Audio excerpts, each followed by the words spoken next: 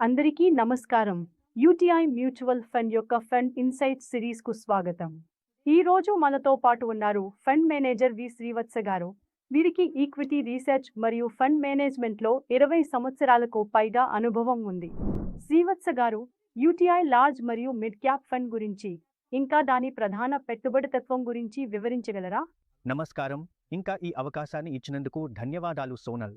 UTI large మరియు mid cap fund అనేది ప్రతి లార్జ్ మరియు మిడ్ క్యాప్ స్టాక్స్కి కనీసం 35% కేటాయింపుతో లార్జ్ మరియు మిడ్ క్యాప్ స్టాక్స్లో స్థానం కలిగి ఉంది. ఈ ఫండ్ కోసం మేము ప్రత్యేకమైన విలువ ఆధారిత తత్వాన్ని అనుసరిస్తాము. ఇందులో మేము ప్రధానంగా భద్రతా మార్జిన్పై దృష్టి పెడతాము. ప్రధాన నమ్మకం ఏమిటంటే కంపెనీ విలువలు సమయానుసారం మారతాయని, ఆ మార్పుకు స్థూల పరిస్థితులు లేదా కంపెనీకి సంబంధించిన అంశాలు కారణమవుతాయని మేము విశ్వసిస్తాము. ఆ సమయంలో కంపెనీ విలువల లోపాలను గుర్తించడం మా లక్ష్యం. విలువను సౌకర్యవంతమైన పరిధిలో ఉంటే మేము వృద్ధి లక్ష్యంగా ఉన్న కంపెనీలను కూడా పరిశీలిస్తాము. ప్రతి సందర్భంలోనూ ప్రాథమిక అంశాలు మరియు విలువల్లో సగటు స్థాయికి తిరిగి వచ్చే అవకాశంపై మేము ఎక్కువగా దృష్టి పెడతాము.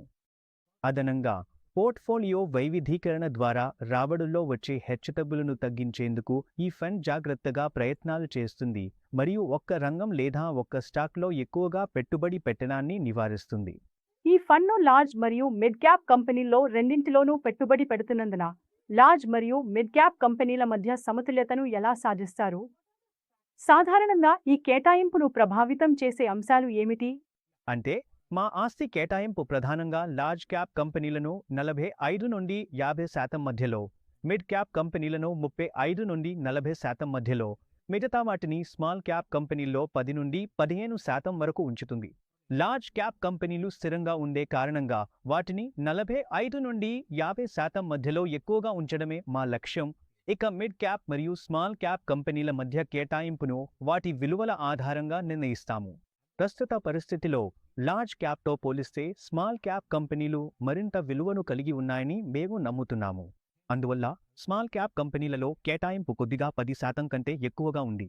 మిడ్ క్యాప్ మరియు స్మాల్ క్యాప్ కంపెనీలు సాధారణంగా అస్థిరంగా ఉంటాయి. ప్రస్తుతం వాటి విలువలు కూడా ఎక్కువగా ఉన్నాయి. ఈ పరిస్థితిలో మీరు రిస్క్ మరియు రాబడిని ఎలా సమతుల్యం చేస్తారు? మా మిడ్ మరియు స్మాల్ క్యాప్ కంపెనీల స్టాక్స్లో పెట్టుబడులు బాగా విభజించబడ్డాయి మరియు విస్తృతంగా ఉన్నాయి. ఏ స్టాక్లోనూ మేము 2% కంటే ఎక్కువగా యాక్టివ్ ఎక్స్పోజర్ తీసుకోము.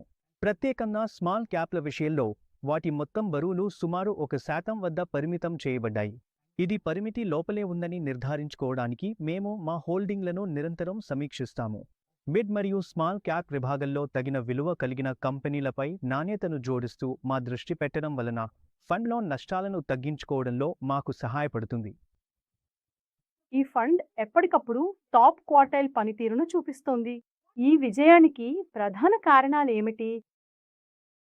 అదేంటంటే సాపేక్షంగా తక్కువగా విలువైన కంపెనీలను గుర్తించడంపై మా అచంచలమైన దృష్టి, అలాగే మార్కెట్లో ఉన్న హెచ్చుతగ్గులను పట్టించుకోకుండా వాటిలో పెట్టుబడి పెట్టడంలో పాటించే క్రమశిక్షణ గత 5 ఏళ్లలో మాకు మెరుగైన ఫలితాలు అందించడంలో సహాయపడింది.